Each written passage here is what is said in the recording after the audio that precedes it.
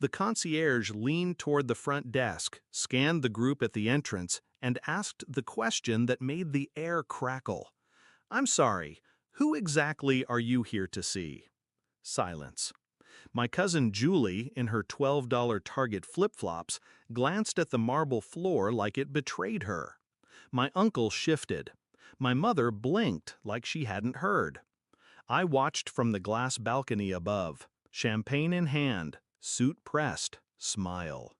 After a decade of being ghosted, lied to, disinvited, and deleted, they walked into my estate like they still owned the narrative. They didn't know, but this time I wrote the ending. The last time I was invited to a family reunion, Barack Obama was in office. No one said it out loud, but after Dad died, I became the inconvenient one. Too quiet, too serious, too independent. And when I came out, softly, cautiously, just needing someone to say, "Okay, cool," they vanished like a magic trick. No texts, no calls, no seat at the table. I spent 10 years eating silence, and I learned how to chew glass with a straight face. I built my life like a weapon. Started a company from the same basement they once said smelled like failure. Sold it for 8 figures. Bought the beachfront estate in my mother's favorite vacation town, and never told her. The same ocean, a better view. They didn't ask how I was doing. They just watched from a distance and assumed I was still the same soft kid with no spine. So when the reunion came back around, bigger, bolder, everyone's invited, I was left out, again. But fate has a funny taste for irony. The hotel they picked? Fully booked. Every venue in town? Rented. By me. I had 3 properties lined up. The estate, a private yacht for overflow, and the ballroom of the only 5-star hotel within 80 miles, booked under a shell company. They didn't know. They wouldn't until they had nowhere else to go. That's when the texts started. "Hey, long time. You still live near the beach, right?" I let them pile up, unread, unanswered, until the day before the reunion when I sent one group message. "My place is open. Bring sunscreen. No apology needed. Just strategy." They walked in like they belonged, even brought matching shirts. "Reunion 25. Family is forever." Cute. Except I had already briefed my staff. Everyone was to be polite, professional, and ask each guest who they were here to see. No one was on the list. I watched them squirm. My sister finally spoke up. She hadn't texted me since 2017. "We're here to see, Michael. He said we could come."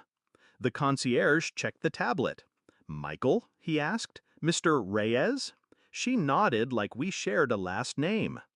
"Mr. Reyes owns this estate. May I ask your relation to him?"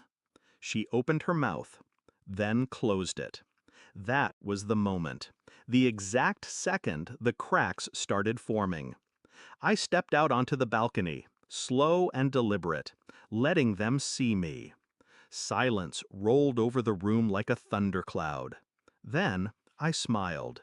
Small, controlled, dangerous. "Let them in," I told the concierge. "They've come all this way." My mother looked up, eyes glassy. She smiled like she'd just spotted a long-lost child. "Mikey." "Michael," I said, walking past her. "We're using full names today." I let them enjoy the view. Let them sip the wine they couldn't pronounce. Eat the catered seafood they never paid for. Pose for pictures in front of my pool like they built the place. Then, after dinner, when the sky turned copper, I tapped my glass. I'd like to say a few words. They turned, expecting gratitude or forgiveness. They got the truth. I spent 10 years being invisible to this family, not because I left, but because I made you uncomfortable. I scanned the faces. No one moved. Not one of you called. Not when I lost Dad. Not when I launched my company. Not even when I tried to come home.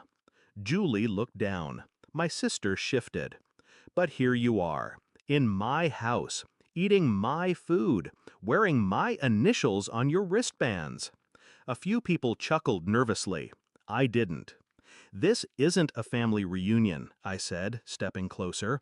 It's a funeral, for the version of me who needed your approval. My mother whispered my name. I cut her off. This isn't anger, it's clarity. You didn't just lose touch, you let go. And I stopped waiting for you to reach back. I raised my glass. So drink, laugh, take your photos, because after tonight, this door doesn't open again. Pause. This isn't revenge. It's closure. I walked away before they could respond, left them in the glow of the lights they didn't turn on, under a roof they didn't help build. That night, as they filed out, silent and small, the concierge asked each of them again, "Who were you here to see?" No one answered, not a single one. I watched them go from my bedroom window. No tears, no rage, just that same calm smile.